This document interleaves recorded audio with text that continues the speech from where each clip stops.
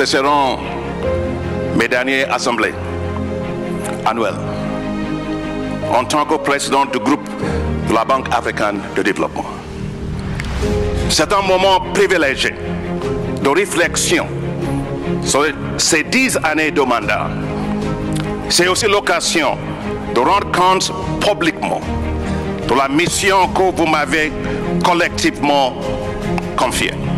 Excellence, Monsieur le Président Alassane Ouattara, j'ai le plaisir de vous annoncer que sous ma présidence, avec le travail sans relâche de notre banque, l'appui financier de la Banque africaine de développement à la Côte d'Ivoire a augmenté 500% en 10 ans.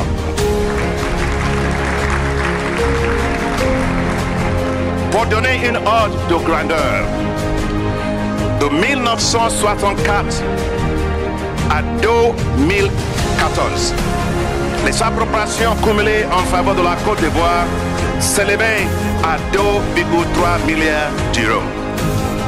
Depuis 2015, la banque a engagé, dans 10 ans seulement, 3,6 milliards d'euros supplémentaires, soit un volume qui est presque 2 fois supérieur à celui qui a été approuvé au cours des 50 années précédentes. Je voudrais saluer le leadership du docteur Akinwumi Adesina, président sortant, qui durant ces 10 dernières années a su insuffler un élan remarquable à la banque à travers des initiatives structurantes et à travers la défense résolue des intérêts africains sur la scène internationale. Merci.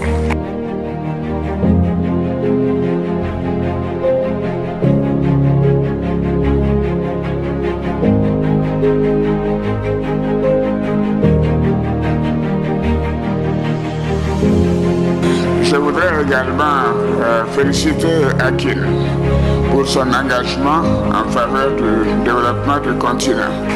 Sous votre direction, la Banque africaine de développement a enregistré des performances exceptionnelles, guidées par des priorités réunies sous l'appellation de High Five, comme vous l'avez dit, à savoir éclairer l'Afrique, nourrir l'Afrique, industrialiser l'Afrique, intégrer l'Afrique et améliorer la qualité de vie des Africains.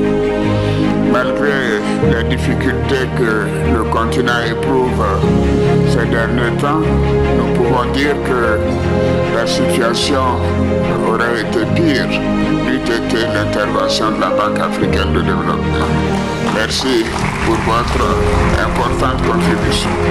Je me réjouis donc du thème des présentes assemblées annuelles qui nous invite à tirer, je cite, le meilleur parti du capital de l'Afrique pour favoriser son développement. C'est un véritable challenge. Excellences, honorables invités, mesdames et messieurs, ces assemblées annuelles marqueront l'élection du prochain président du groupe de la Banque africaine de développement. Le prochain président devra poursuivre et accélérer, comme je l'ai dit, la dynamique insufflée par le président Adesina, que je félicite à nouveau, afin de faire de la Banque africaine de développement un acteur de premier plan, de maintenir son rang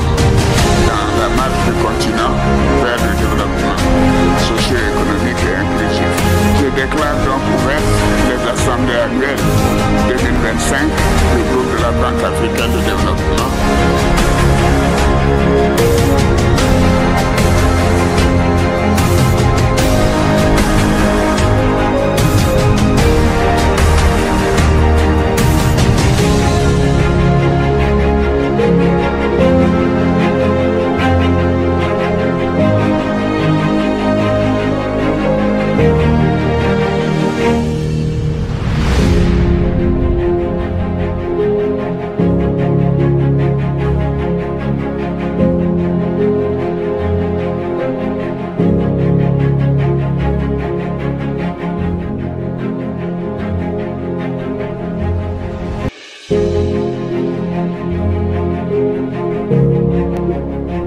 Comme il a été dit, 2000 km² de surface en terre, mais plus de 150 000 km² d'espace maritime.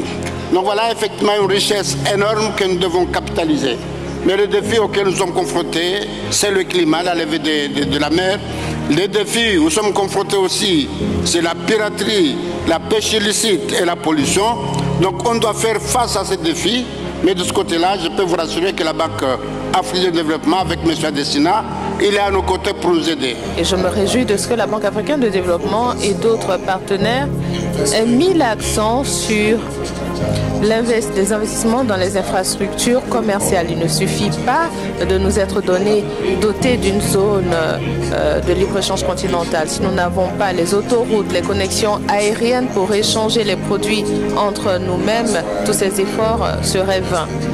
C'est pourquoi nous devons investir dans les réseaux ferroviaires, dans les ports, dans les autoroutes, sont importants. Le problème, c'est que les infrastructures sont coûteuses.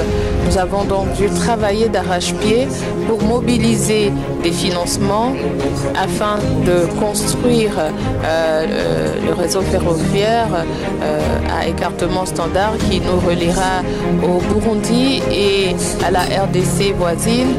Nous construisons également de grandes routes qui nous relieront à nos voisins. Tout cela pour nous permettre d'échanger entre nous. Au président de la banque, au-delà de tout ce qui a été dit, j'aimerais quand même rappeler très rapidement les high-five.